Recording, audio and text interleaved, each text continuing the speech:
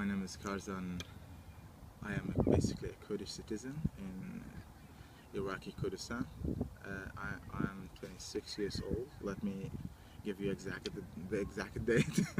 29 January 1989. I look too old, bald one, but it's okay. um, Maybe I should start with my childhood and with the date I was born in. When I was born, Kurdish people were suffering, so I born with the suffer of the Kurdish people. During the suffer, let us say that. Since I took birth, my father and my mother were being a refugee in Iran, and I was a small kid over there, like 1 year old when they went there, and I lost one of my teeth here. It still is broken, but I recovered it as well. So I'm deep in the suffer of these people since my childhood. Then after we came back to the cities, to Erbil, then the Saddam's regime, the Ba'athi regime left our cities. Again, the financial crisis during my childhood was something else.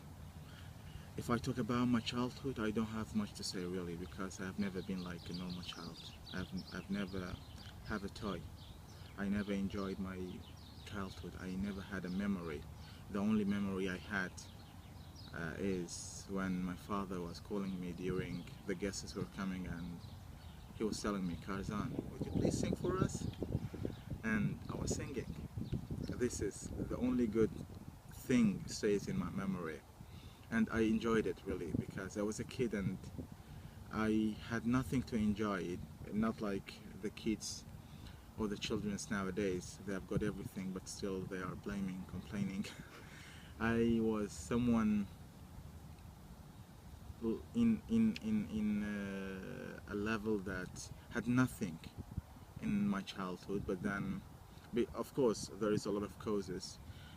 Financial crisis, as I said, after 19, we had a very bad financial situation, and everybody here was poor, and there nothing available, no resources, no money, nothing at all.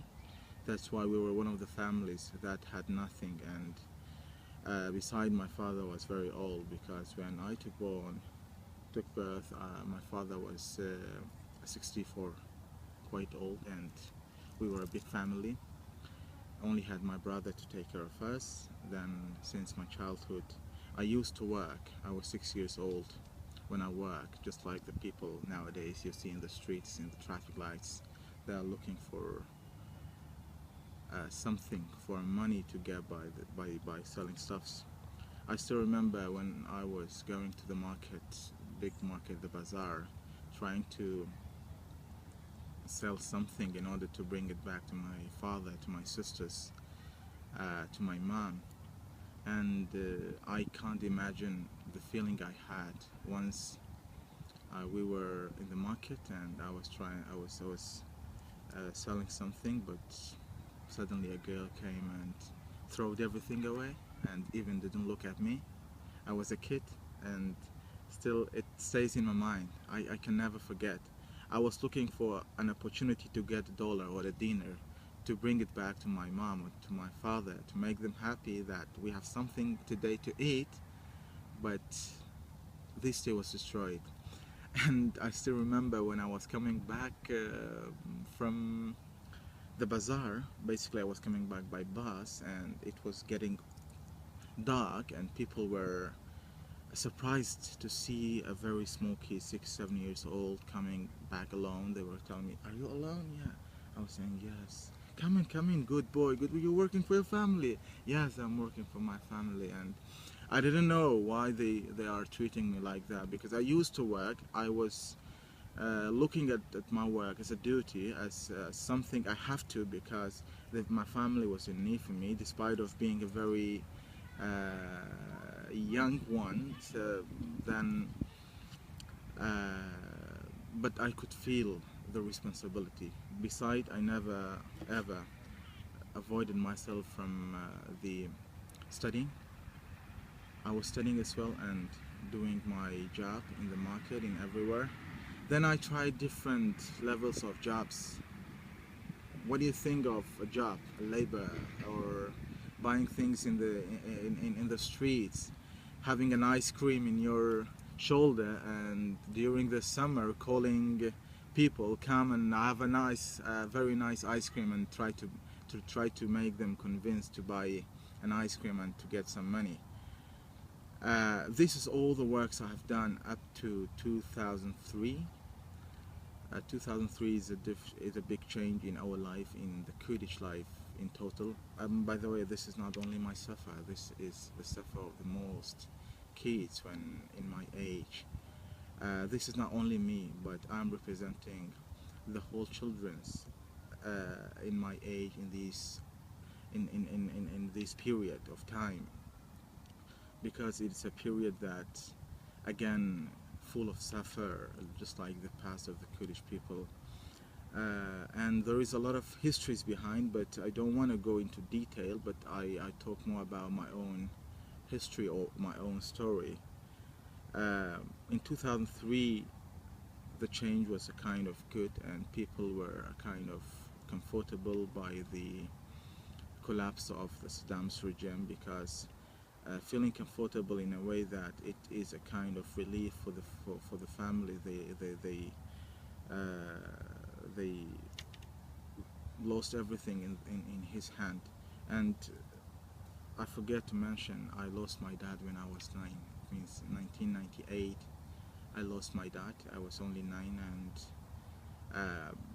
staying without a father in such a young age, or let's say when I was a kid, it is something unbearable, really.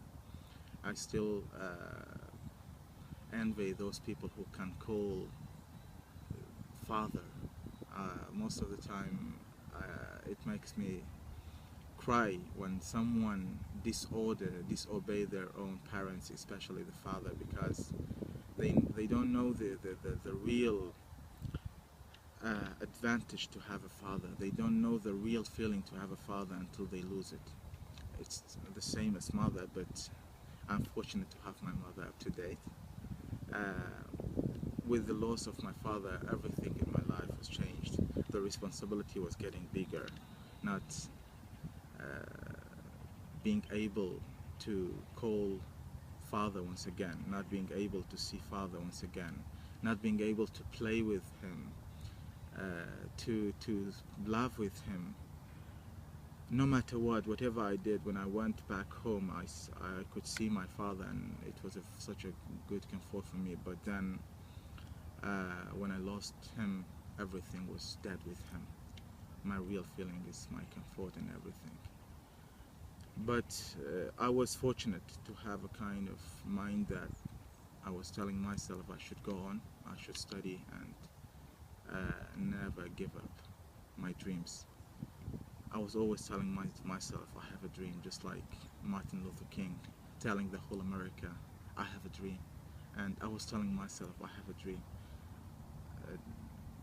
I didn't know Martin Luther King, of course, but nowadays I know him, and I can feel that. Then with the collapse of Saddam's regime, again, the situation was getting better, but again, it doesn't mean we were in heaven. We had to struggle a lot, and again, I tried lots of other jobs until I finished high school in 2006 with a good degree, of course. I got into the University of English language, which I was always dreaming of. Nowadays, I'm sorry, my English is not perfect, but I can say it is convenience. Always dreaming of speaking English, but now I can speak English, and I translate. Since 2006, I started my BA in English, and also working in a library, which is a family library, with some other relatives we were working in for 6 or let's say 5 years, because there was a break in between. 5 years I was in charge of a library, trying to sell books to educate people and educate myself at the same time in the library and in the evening department of the college. Morning working, evening studying, just like the past. I'm fortunate to have all these books around me. I learned a lot because a best friend is a book for you, and within the books I could educate myself, and what I have today, it's because of my history in the library. And I hope everyone has opportunity to live in a library and to sell books, not only selling but reading as well, because selling books is not enough to get educated. Sometimes you can make other people educated, but you are stayed in your own place without being educated, and we have good examples. I don't want to talk about it. I have seen it in my own experience. Then I had a dream as well to finish my BA, to do my master. In 2010 I finished my BA.